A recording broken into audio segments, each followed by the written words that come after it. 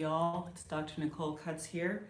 I've switched from Facebook Live to YouTube because Facebook has failed me for the last time, okay? Now, the problem I have with YouTube when I've done these is that my voice and my lips are not synchronized. I'm just hoping for a miracle, or rather that I'm just gonna have to deal with that. So I had done a full Facebook Live that included a dance break, coffee break, as well as some office yoga to throw in. That didn't happen. So I'm going to do the office yoga portion here while my coffee was brewing. We'll pretend that my coffee is still brewing.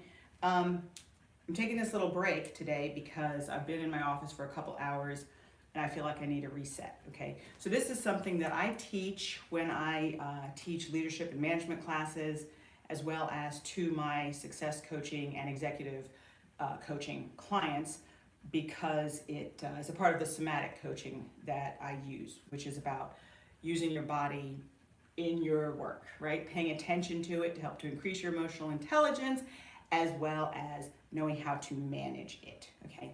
So after, a few hours or even an hour at your desk or at work, you might feel tight and tense. So this is something called a modified sun salutation. If you practice yoga, or even if you don't, you probably have heard of a sun salutation, which I don't have folks do when I'm teaching a class and say, hey, let's get up and move, because people are not, first of all, they're not in yoga clothes, they're not prepared for yoga class, and also full sun salutation would mean getting on the ground, because we inhale up, then you put your hands on the ground, and then you'd be in high plank position, lower down into chaturanga, use your imagination, pull forward into upward dog, and then down into that V shape for downward dog. Okay, so we're dispensing with any aspects of the sun salutation that would put us on the ground. Okay, so you're gonna stay standing the entire time. All right, now the first thing to do is to breathe, okay?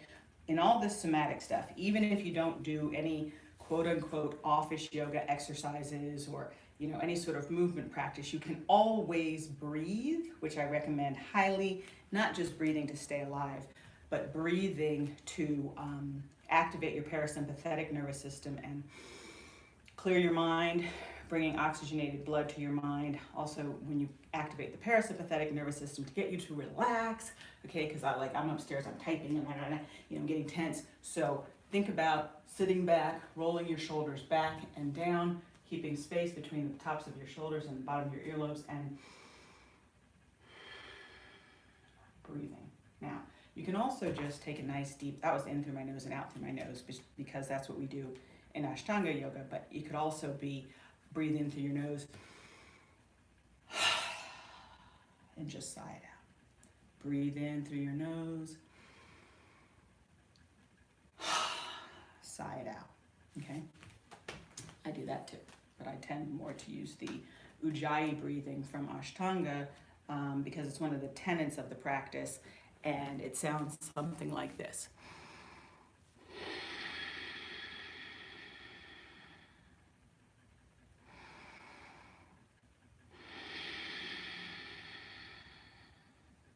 So kind of like Darth Vader, but another way to think about it is like the sound of the waves receding from the ocean shore, coming and going on the shore. Okay, and that's what we do, is everything we do is on that breath, either on an inhalation or an exhalation, and then even if we're still, like let's say in a balancing posture of some sort, we breathe through it. You never stop breathing, that's very important. And if you're not breathing, then you're not doing it right. And if you're straining so much that you're holding your breath, then you should back off, okay?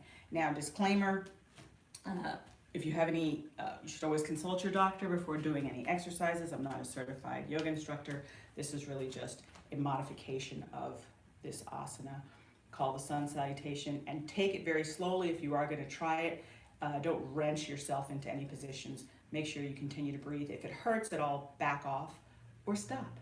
Okay, so first thing you do, you stand still. Your feet can be together or apart. You can't see mine, they're together right now, but I'm barefoot. If you're wearing shoes, it might be better to have them apart. Find a spot to rest your eyes. Sort of settle.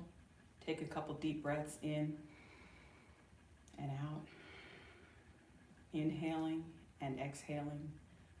By the way, my hands are in prayer position right now, or Anjali Mudra, but you can also start with your hands at your side where you would be in mountain pose, okay? But I'm just doing this because this is where I start when I do the modified sun salutation. Okay, and again, everything takes place on an inhalation and an exhalation. Now I'm going to be talking through it, so obviously I'm not going to be doing the breathing properly, but I would inhale up, inhaling through my nose, stretching up tall. Ideally, your hands would touch. You can't see them. Ideally, your hands touch. My shoulder is giving me a lot of trouble, so I have my hands apart, but palms facing in. Inhale up, and as I exhale, I'll show you from the front first. As I exhale, I come down with a flat back.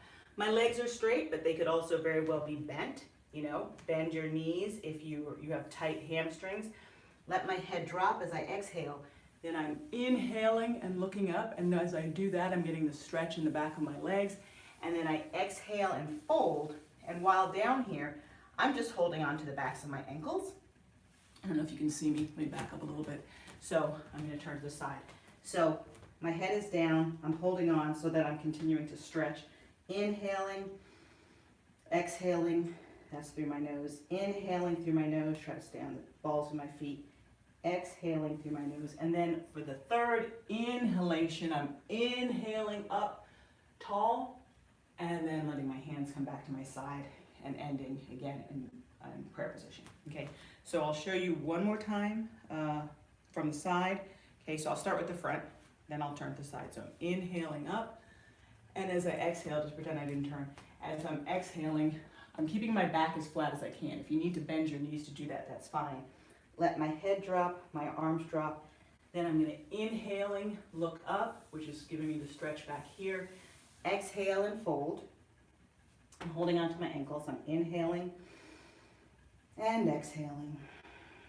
Inhaling and exhaling. And then I'm inhaling again, stretching up tall. And as I exhale, I let my hands come down to my sides, and I do this, okay?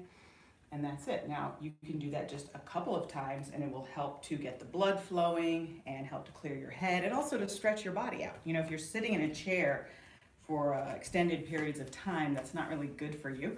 And our back muscles are getting weak because we're not really using them, especially if you're typing and you're hunched up.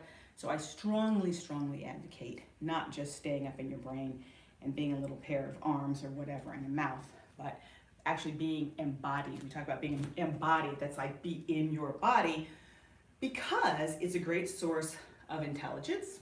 Can tell you how you're feeling, where that's coming from, and also how to manage that. So let's say I'm tense, so I'm like this. Well, I relax my shoulders, and I'm sending a signal to my brain that all is well, and I am relaxed and secure. And this is a better place for me to return to work from, because my head's not all over the place. Okay, so I'm going to return to work now. I hope you enjoyed this office yoga break. And next time I will be sharing possibly my dance break on YouTube, because I no longer trust you, Facebook.